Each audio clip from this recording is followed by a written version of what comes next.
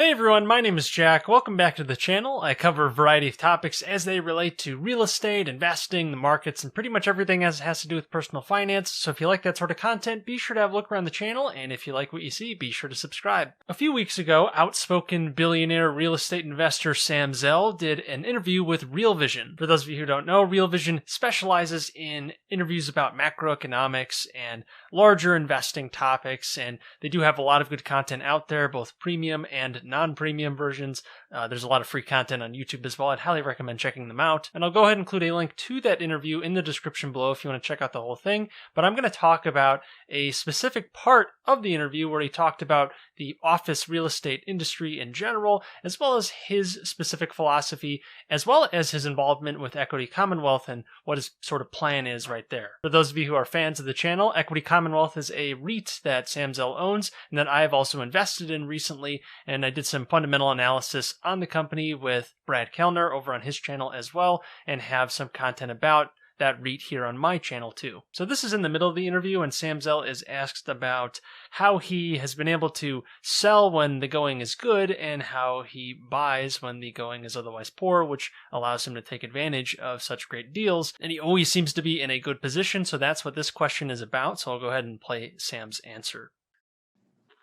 I guess the only answer I could give you is that I try and have very simple ideas. I mean, and when I was buying up all the real estate in the United States in the early '90s, the mantra was replacement cost, and I never had any doubt that America would recover.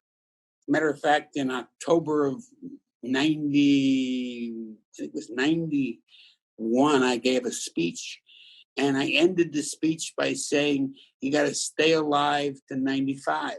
And just a quick interjection, replacement cost refers to the actual cost to construct buildings. So that's kind of a fixed expense most of the time, and it's going to depend on what materials cost. Not really going to depend on land values.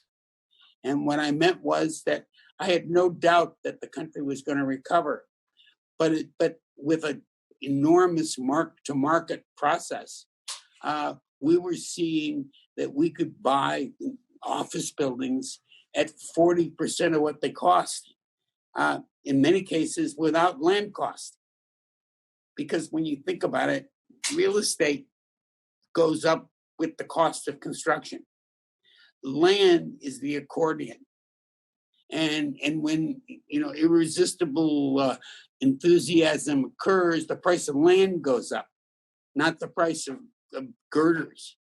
So I kept looking at it, and I was given an opportunity to buy billions of dollars of commercial real estate in the best locations in the best cities in the United States at costs that couldn't be replicated, which also meant that if somebody did create competition, that competition was going to have a higher cost of entry than mine, and that therefore I wasn't going to be in a difficult or compromising situation. So what Sam Zell's saying there is that he got deals at such a good price that he's getting them below cost, so that any new competition that would come in, they'd be unable to compete with him because he got it for below cost. So in that way, he's so competitive that even new buildings can't compete with the prices that he's getting it at. And because his cost basis is so low, he can also keep rents low and get really good debt on the property that creates a lot of profit room for him that competitors won't really be able to get unless they were also able to capitalize on those same opportunities, which they wouldn't be if he was able to buy them. So I think that, I've constantly looked at, and one of my favorite quotes is, we suffer from knowing the numbers. And what that really means is that there have been numerous times in my career where everybody is buying stuff and everybody's at the party but me. We took over a company called Equity Commonwealth 5 years ago, which was a syndication of office space, basically office space all over in 50 cities in the United States. And we sold, there were 150 assets. We sold 146. Number one, the idea that you sell 146 assets and have not one iota of regret is pretty an extraordinary set of circumstances. So for those of you who aren't familiar with Equity Commonwealth, as I've covered on this channel, it is a REIT that Sam Zell and his team bought, and they sold off almost everything, and they have a ton of cash that they're sitting on, and because they sold off all these properties and only have a few left. So sold off almost 150 of these things, all large-scale office buildings. So a tremendous amount of selling to be doing in just a few years. But while we were selling all this stuff, everybody else was buying all this stuff. And so today I'm sitting with $3 billion and everybody else has all these properties. We sold them that I just couldn't understand. And periodically I'd stop and I'd say, wait a minute, maybe I'm missing the point here. Maybe I'm selling and creating opportunity for people, but the reality was the opposite. So I think that, from my perspective, I didn't allow conventional wisdom to obfuscate my vision. I never really thought about anything other than, well, what would it cost to build something, and therefore what was its competitive position? I was never naive enough to think that competition was really terrific. I think competition is really terrific for you. Me, I prefer monopoly. And if I couldn't have a monopoly, I would settle for an oligopoly. But pure open competition is a destruction of capital. And so that's kind of the beauty of capitalism, if there is any, for those of you who might be more critical of it. As a businessman, the goal is monopoly, but it's incredibly hard to get that without some serious help. So competition hurts businesses, but helps consumers a ton. So as a businessman, you're hopefully trying to reach something close to a monopoly to where you don't have tons of competition, or you have a huge edge over competition, which in this case, if you can buy buildings below cost, that's a huge edge that no one's really going to be able to compete with because they have to build things at cost. So if you're getting them below cost, you're going to have a huge advantage. So that's kind of what he's referring to here.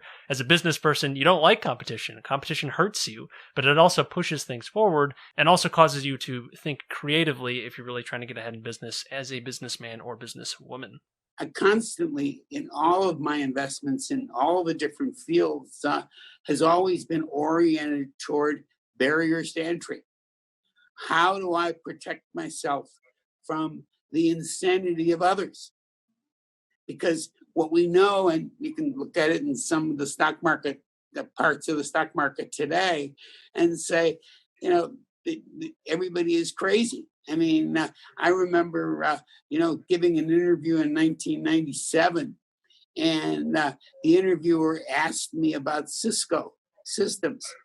And Cisco Systems was selling for 125 times earnings. And if you did and ran out the numbers, in order for it to be worth 125 times earnings, it had to be 25% of the US business environment. Well, it wasn't hard to conclude that Cisco wasn't going to be 25% of the American economy. And so in the same manner, I look at, valuations and to see extraordinary numbers, that I can't support. And therefore, I just sit on the sidelines and wait for opportunities to come, because they're going to come, because by definition, everybody, not everybody, but conventional wisdom is extreme. So we'll go ahead and stop it there. There's definitely a lot of other stuff that Sam Zell talks about in this interview, but without running too long into it, definitely go check it out for yourself. But what Sam Zell's talking about there is he really focuses on valuation. He is very patient when he's investing. He doesn't buy when things are hot, and he loves to sell when things are hot, and would rather sit on the sideline looking for those opportunities like the ones with that replacement cost lens. He's trying to get something below cost because that doesn't happen all the time.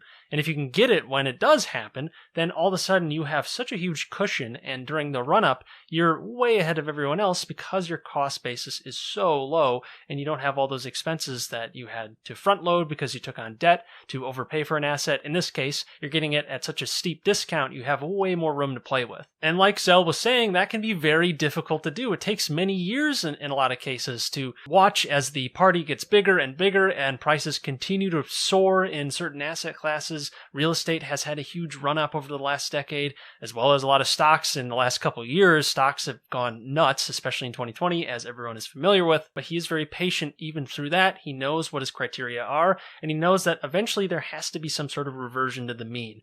The mean is not what's been going on right now, unfortunately. Some assets will obviously do well, but it's hard to believe that we're going to be able to maintain the pace in a lot of areas. Again, I don't know what the future is going to hold. It could keep going for many more years, this bull run we've been on that's been pretty nuts in 2020, despite the large dip we had in March of 2020. It's been such an astounding recovery in the financial markets, and it's blown way past that in many of them. Zell certainly has a lot of wisdom, a lot of experience in dealing with bull and bear markets, and has thrived through them, so he will probably be well positioned if we get another bear market. He has all that cash with Equity Commonwealth, and he's very patient and has very defined investment criteria, which is a good thing to take away from this interview, at least this part of it, to have investment criteria, to know what you are looking for in your investments and be ready to pounce when those opportunities do arise. Because if you don't have the liquidity, if you don't have access to debt, if you don't have cash, you're not going to be able to take advantage of those opportunities. And someone like Zell will. And then for the next decade, as things recover, you will be in a worse position than someone like him. Not that you should just compare yourself to others, but it's good to see what the great investors are doing, what their perspective is, since there's a lot that you can pick up just from hearing someone like Zell talk. Hearing someone like Peter Lynch or Warren Buffett or great investors of our time, seeing what they're doing can be very telling. You can really learn a lot about their investment philosophy and approach to investing, and I found that often it's a pretty simple approach. The hardest part is the patience and discipline required, since it's very hard as emotional humans to ignore the market hype and to ignore huge run-ups and the fear of missing out that grips us so often. It's very hard to ignore that. Great investors seem to be able to set that emotion aside when they make their investment decisions. But anyways, that's all I've got for today. Again, check out that whole interview in the description below. Definitely recommend checking it out. But if you like this video, please like it, since that would help the channel out a lot. And if you like this sort of content about real estate, investing, the markets, and pretty much everything as it has to do with personal finance, definitely subscribe, since I put out new videos every single week and wouldn't want you guys to miss out. And check out my book, The One Property Retirement, about a simple strategy for building your retirement nest egg using real estate. It's great for beginners who might be unfamiliar with the real estate buying process, since it takes you from the very beginning of the deal, from running the numbers and vetting the deal, to getting you to the closing table and beyond with maintaining and renting out the property. And if you end up reading the book, definitely leave a review on Amazon, since that would help me out a lot. But until next time, take care.